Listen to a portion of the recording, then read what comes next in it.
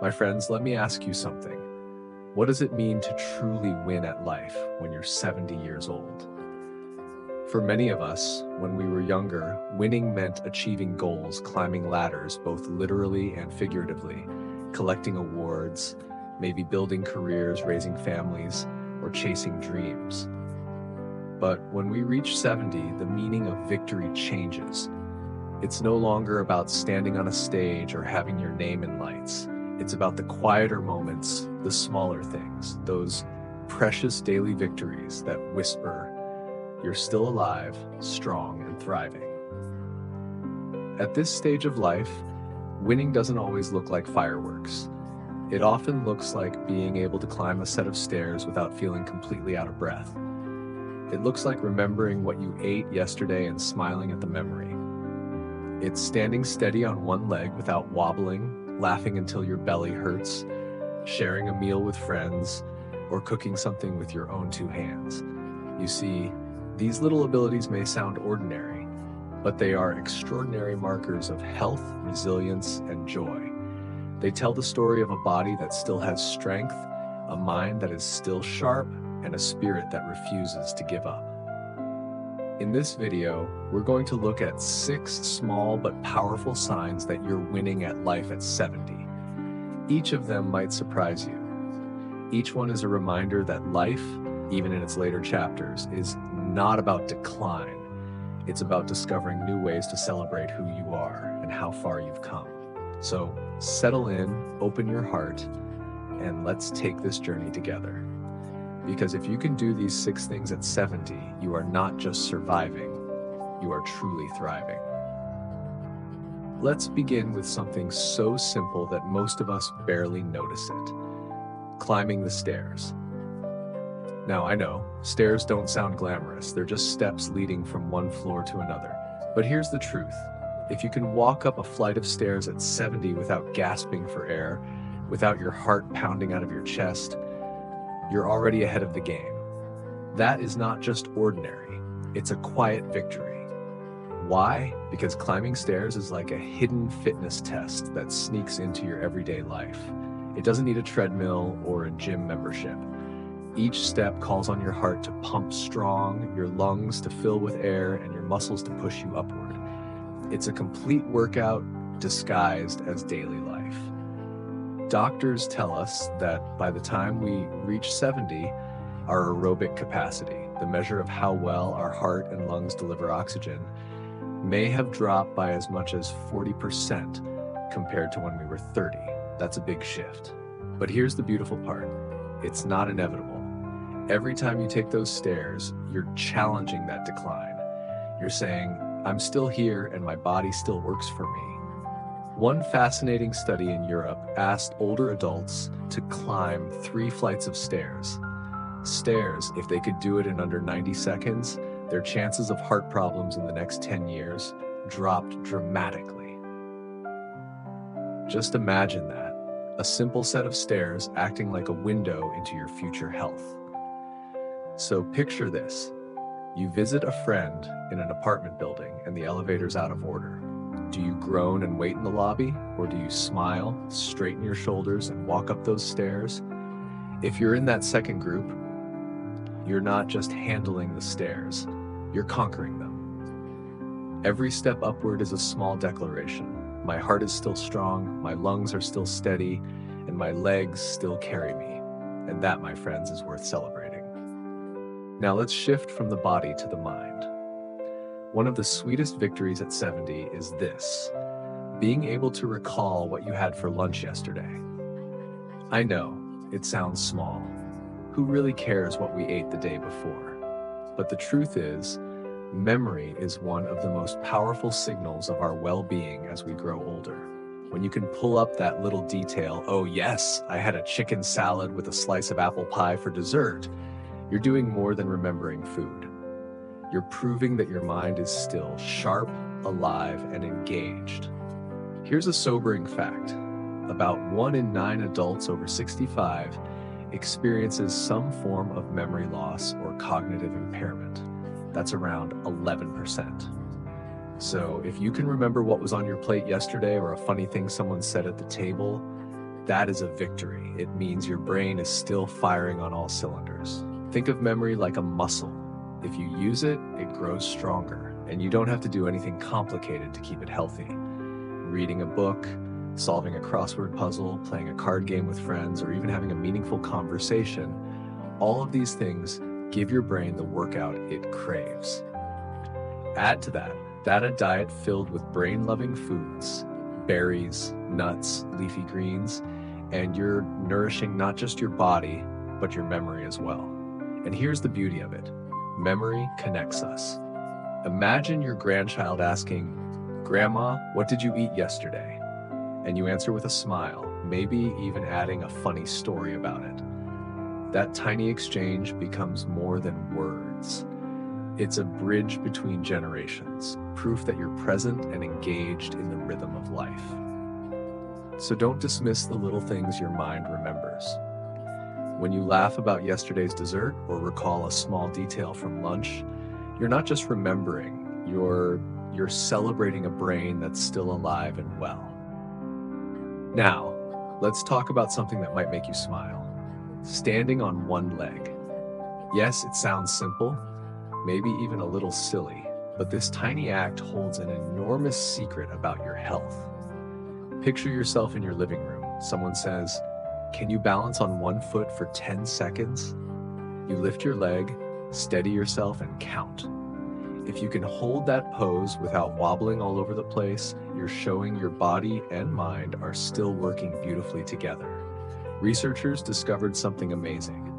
Older adults in their 70s who could stand on one leg for just 10 seconds were 50% less likely to face serious health problems in the years ahead. Think about that. 50%. Such a small act with such a powerful message.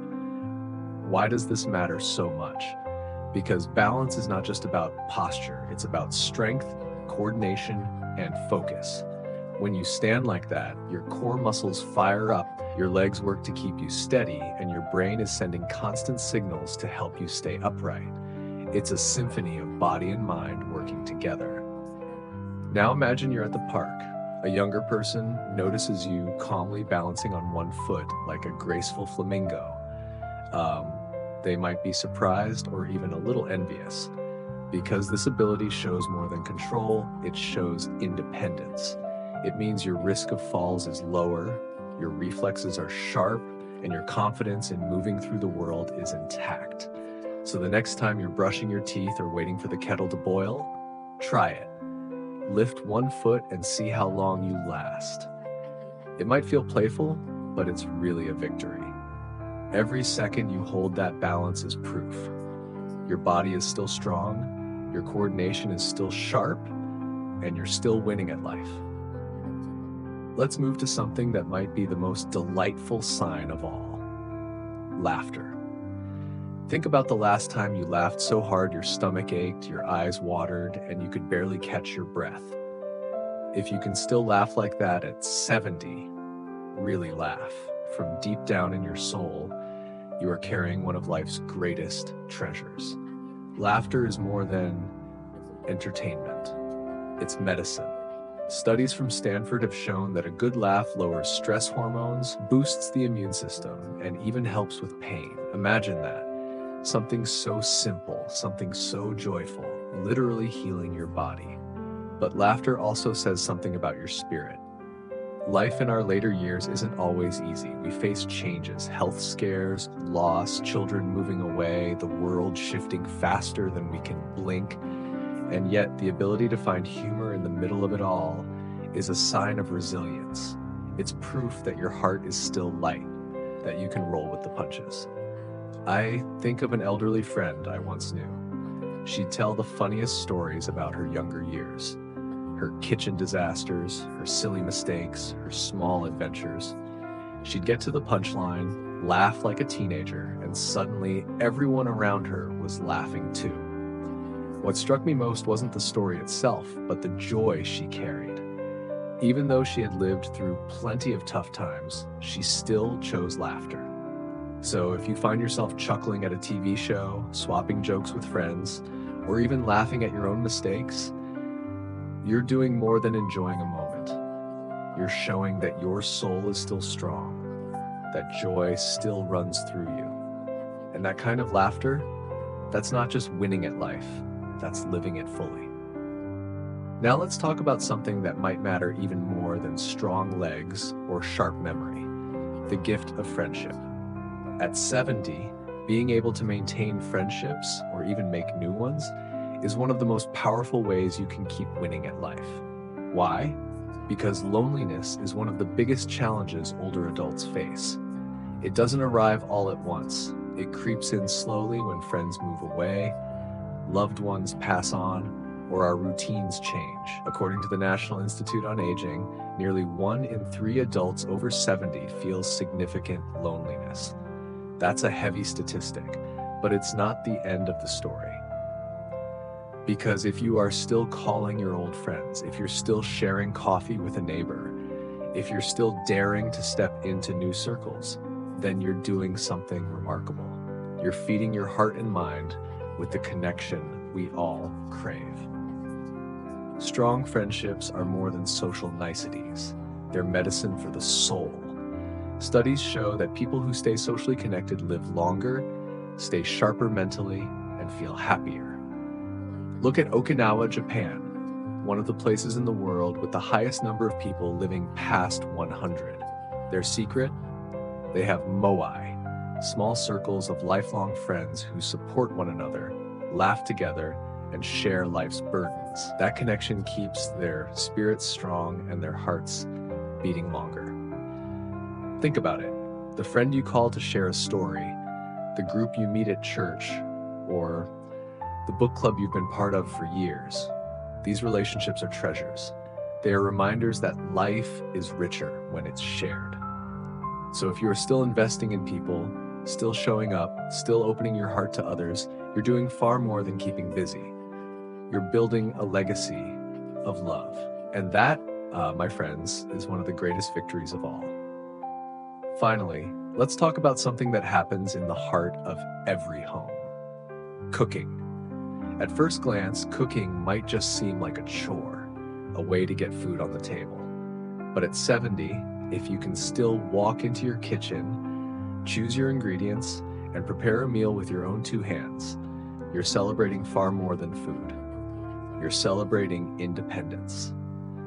Think about what cooking really requires. You're standing steady on your feet, moving around the kitchen, chopping or stirring with coordination, and remembering the steps of a recipe.